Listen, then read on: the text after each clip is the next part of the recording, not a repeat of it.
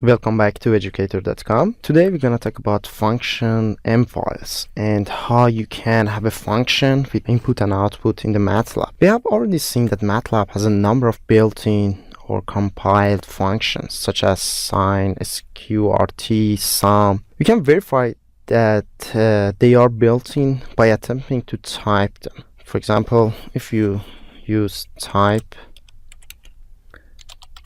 sin, it will give you that sin is a built-in function. On the other hand, Matlab also has some functions in the form of function M files. For example, f0 or y, with which we've already seen how to use them. We can see what's in them with type. If you use type and f0, it will give you whatever is in that function, and you can go and see what are the lines in that M file. Matlab enables you to create your own function M files as well. A function M file is similar to a script file. So if you want to make one, you just push new script, and as a script it has a .m extension. However, a function M file differs from a script file in that a function M file communicates with the Matlab workspace only through a specially designed input and output argument. We're gonna talk about M files and examine them later. But other than M files, there are short mathematical functions that may be written as one-line inline objects. So we're gonna talk about inline objects first, and then we're gonna talk about function M files. If, for example, let's learn these subjects with examples.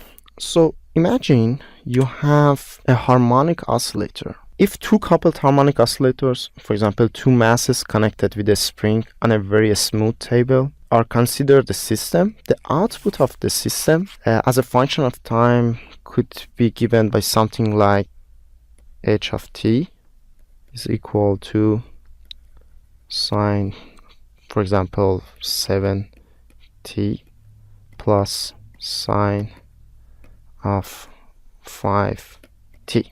So this is not the actual functionality of a combined system. You should solve the equations, but for the sake of arguments, we get this example and see how we can do with inline function. So imagine you want to use this function to plot the motion. Let's go to Matlab. In this way, what you can do is you can define h. Let's clear the screen first. You can define h as inline,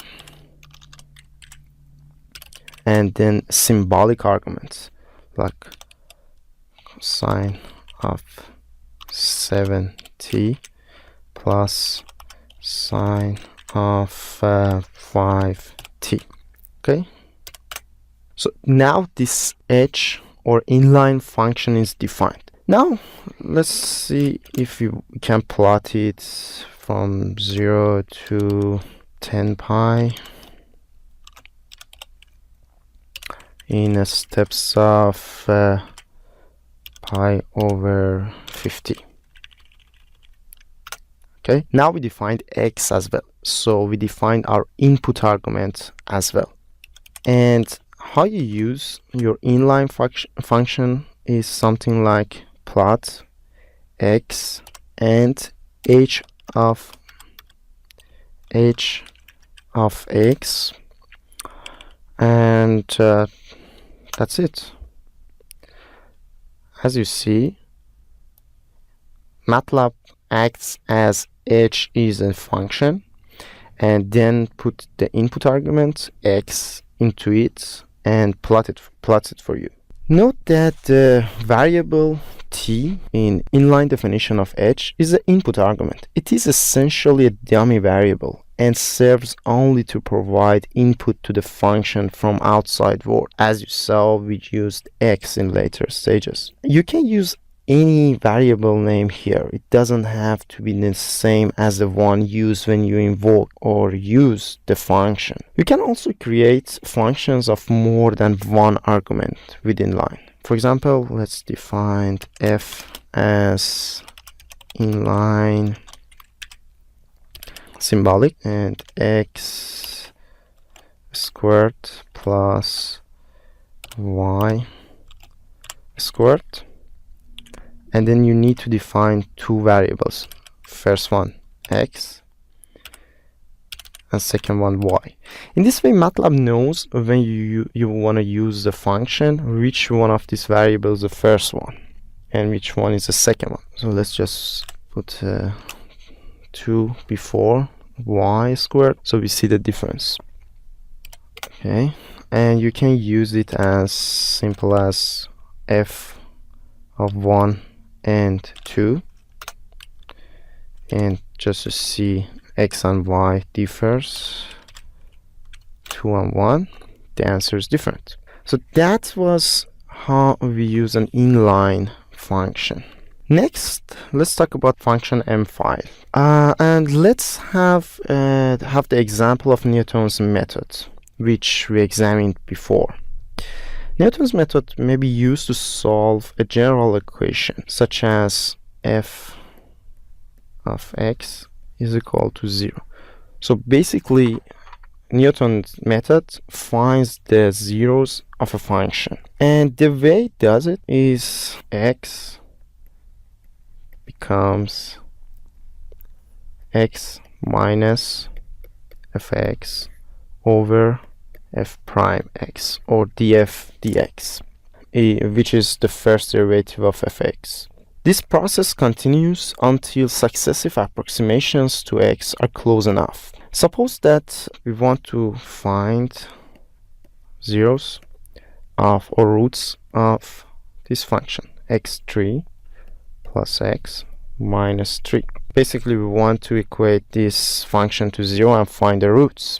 We have to be able to differentiate fx, and we know the differentiation, which is 3x squared plus 1. So let's define some function in Matlab and use them in our M file. First function that's gonna define is our y f of x, and y is equal to x3 plus x and minus 3. And so what this function does is take an argument x and does some stuff on it and gives us the output, or y. And let's save this one as f.m. Let's have a new script and for the derivation, and define it as y is df x, and it is y equal to 3 multiplies by x squared plus 1, and save this one as df x. Now let's write the Newton's method that we want to have. First is the steps, and at the beginning we have 0 steps. Then let's have x equals to input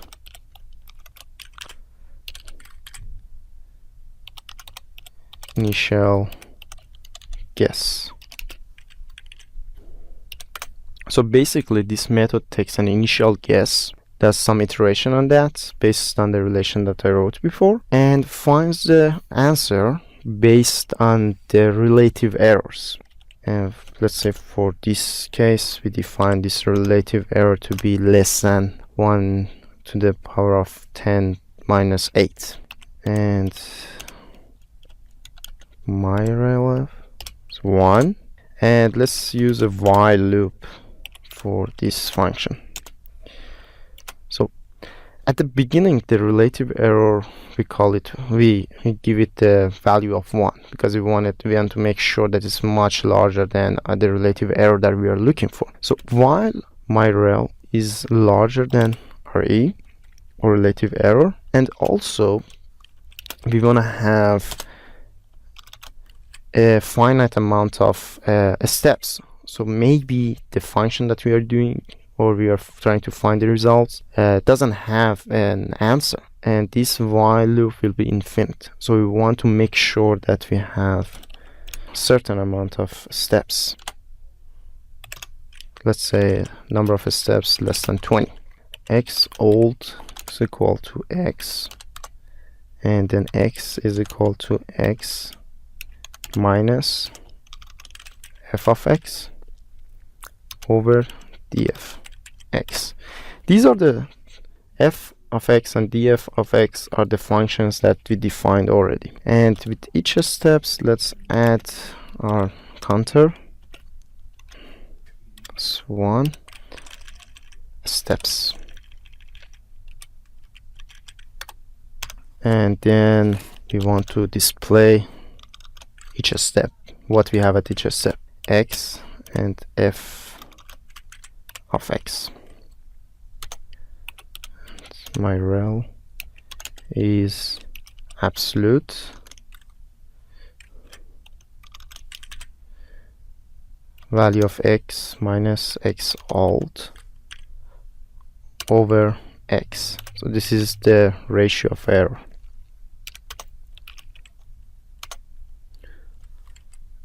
And if myrel is smaller or equal to re, display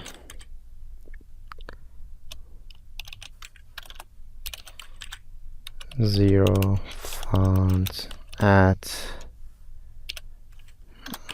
and then display the x which we got out of this while loop that we had.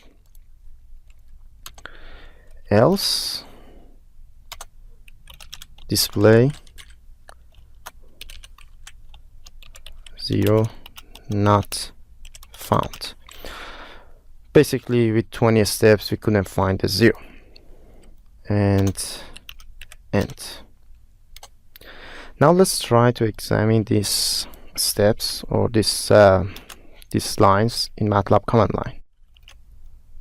Have the initial guess of, let's say, 15. As you see, Matlab does some iterations and it brings it down, and finally finds the 0 at 1.2134. That's how we use a Matlab function. Thanks for being with us with other session on Matlab, brought to you by Educator.com.